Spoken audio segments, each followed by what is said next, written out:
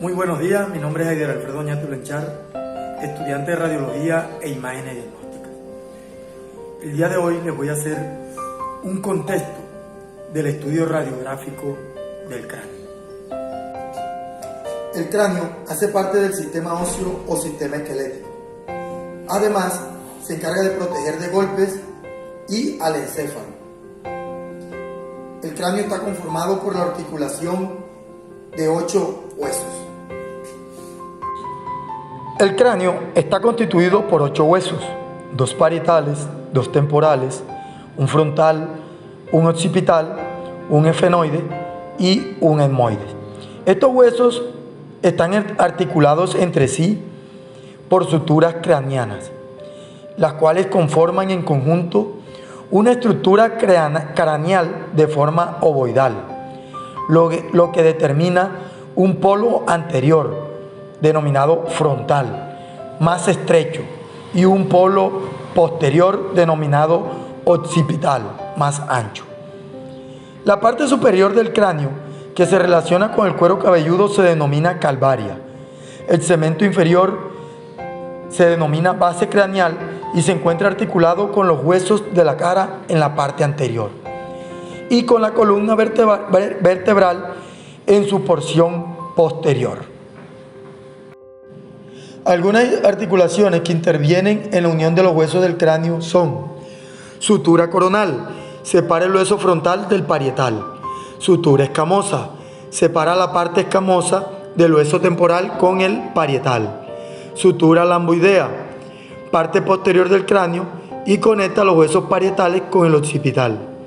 Sutura occipitomastoidea, sutura entre el hueso occipital y porción mastoidea del hueso temporal. Sutura efenoescamosa, une el hueso efenoide y porción escamosa del hueso temporal.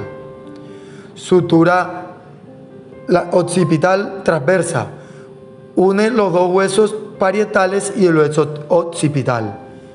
Tenemos también la sutura parietomastoidea.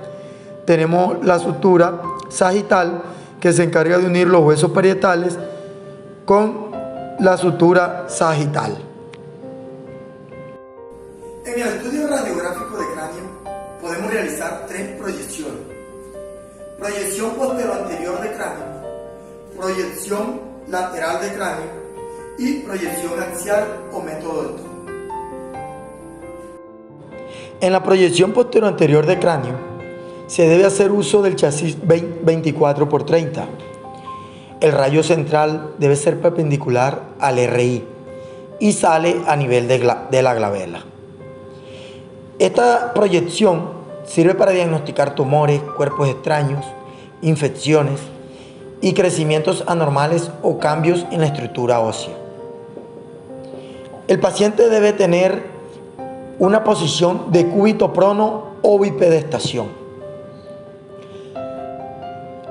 La nariz y la frente deben ir contra la superficie del bunqui mesa o el bunqui pared. En esta proyección se debe visualizar los huesos frontales, apófisis cristagalli, seno frontal, cresta petrosas, ala mayor y menor del efenoide y el dorso de la silla turca. Por último, y para recordar, en la proyección postero-anterior de cráneo debe observarse el hueso frontal, la cristagalli, las celdas etmoidales posteriores, los peñascos y los huesos temporales. En la proyección lateral de cráneo se debe hacer uso del chasis 24x30. El rayo central debe ir 4 centímetros por encima del conducto auditivo externo. Esta proyección sirve para observar tumores, cuerpos extraños, infecciones, crecimientos anormales, cambios en la estructura ósea o cualquier otro tipo de trauma. El paciente se debe encontrar en una posición de bipedestación o de cúbito prono.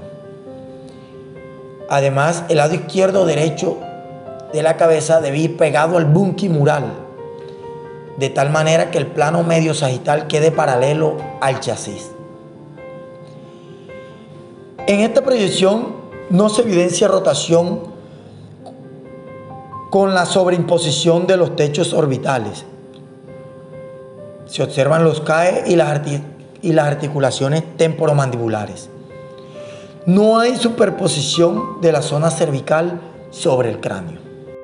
En la proyección lateral debe observarse el hueso frontal, el hueso occipital, la apófisis, clinoides anteriores y posteriores, el dorso de la silla turca y la porción escamosa de los huesos parietal y temporal.